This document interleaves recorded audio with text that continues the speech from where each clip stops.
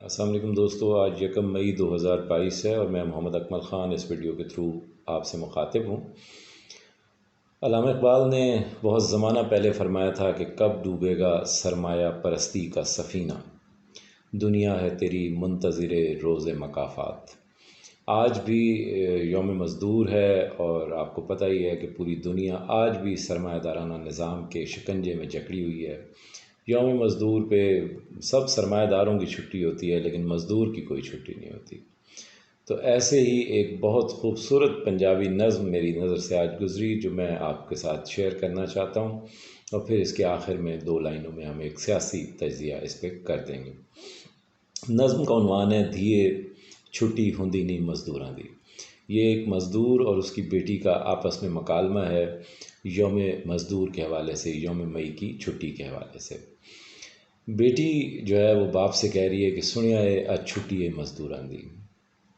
سنیا ہے اج چھٹی ہے مزدوراں دی، آکھن لگی پیو نو دھی منظوراں دی۔ ابا جی اج چھٹی اسی مناواں گے، اپنے سارے دکھ تے درد بھلاواں گے، ٹالی تھلے اپنی منجی ڈھاواں گے، کٹھے رج دوپہر نو روٹی کھاواں گے۔ یہ مزدور کی بیٹی جو ہے مزدور سے مخاطب ہے۔ آگے وہ کہتی ہے کہ اپنے ہتھیں چاہ دا کپ بناواں گی، اپنے ہتھیں چاہ دا کپ پلاواں گی، ہولی ہولی پکھی جھول سلاواں گی، لوڈے ویلے سو کے جد اٹھ جاؤ گے، دھیے دھیے کہہ کے کول بلاؤ گے، ابا جی میں نسی نسی آواں گی، چجر وچوں پانی نال لیاواں گی، ابا جی او میرے سونے ابا جی، سن کے گلاں کہندا ابا سن کڑیے، ایویں نہ اینے خواب خیال نہ بن کڑیے، کم تے جا کے پیسے چار کماواں گا، آندا ہویا راشن نال لیاواں گا، ساڑے ویڑے دکھ دی تیز ہنیریے، پیسے پیسے دی اج لوڑ ودھیریے، دیے کل نو ڈولی تینوں پانا ہے، تھوڑا تھوڑا کر کے داج بنانا ہے۔ یعنی وہ بیٹی کے جہیز کے متعلق بات کر رہا ہے۔ تو آگے کہتا ہے ضد نہ کر تے کم تے مینوں جاون دے، جا کے کتھے دہاڑی مینوں لاون دے، واہ واہ اوکھے ہو گئے دن غریباں دے، کم وی اج کل لبدے نال نصیباں دے، سمجھداریں تینوں کی سمجھانا ہے، دھیے ڈاڈا اوکھا داج بنانا ہے۔ ایک گل میری چیتے رکھیں لاڈلیے، چھٹی ہوندی ہے سرمایہ داراں دی، چھٹی کر کے افسر موجاں کر دینے، ساڈے ورگے بے بستے مجبوراں دی، نہ چپڑاسی دی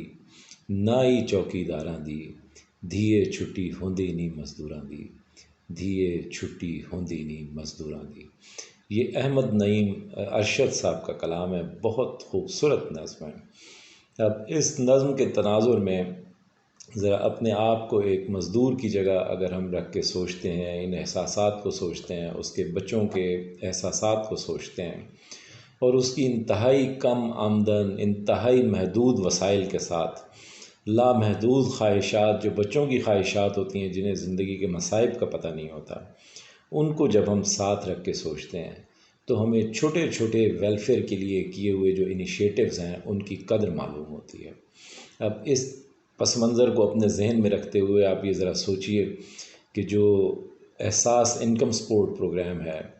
یا احساس راشن پروگرام تھا،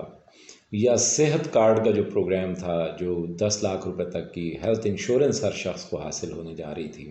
ہو گئی تھی پنجاب میں، KPK میں پہلے ہی حاصل ہو چکی ہے۔ اس کے علاوہ جو ہے اپنا جو یہ پناہ گاہیں بنی جن میں مزدور جو دوسرے شہروں میں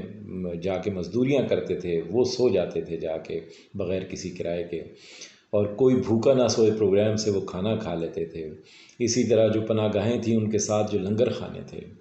آپ ذرا اس مزدور کو ذہن میں رکھیے، اس کی بیٹی کا اس کے ساتھ جو مکالمہ ہے اس کو ذہن میں رکھیے، اپنے گرد و پیش کے حالات کو ذہن میں رکھیے، اور لوگوں کے جو مسائل ہیں ان کو ذہن میں رکھتے ہوئے سوچئے کہ یہ چھوٹے چھوٹے ویلفیئر کے جو پروگرام تھے جو لوگوں کی زندگی میں بہت بڑی تبدیلی برپا کر رہے تھے، یہ کس قدر اہمیت کے حامل تھے۔ تو بس انہی باتوں کو ذہن میں رکھتے ہوئے ہم نے یہ سوچنا ہے کہ ہم نے کس کے ہاتھ میں اپنا جو اختیار ہے، جو اقتدار کا اختیار ہے کہ کس نے حکومت کرنی ہے، وہ ہم نے اس کے ہاتھ میں دینا ہے جس نے لوگوں کے بارے میں یہ سب کچھ سوچا۔ اس سے پہلے روٹی کپڑا اور مکان اور مزدوروں کی کم سے کم اجرت اور وغیرہ وغیرہ اس طرح کے نعرے لگتے رہے ہیں، لیکن کبھی کوئی سبسٹینشیل آن گراؤنڈ اس طرح کی تبدیلی واقع نہیں ہوئی جس طرح کی تبدیلی تحریک انصاف کے دور حکومت میں واقع ہوئی۔ تو اس مزدور کو ذہن میں رکھتے ہوئے، ان سارے پروگراموں کو ذہن میں رکھتے ہوئے آپ نے فیصلہ کرنا ہے کہ ہم نے کس طرف کھڑے ہونا ہے۔ اپنا بہت خیال رکھیے گا۔ Thank you very much.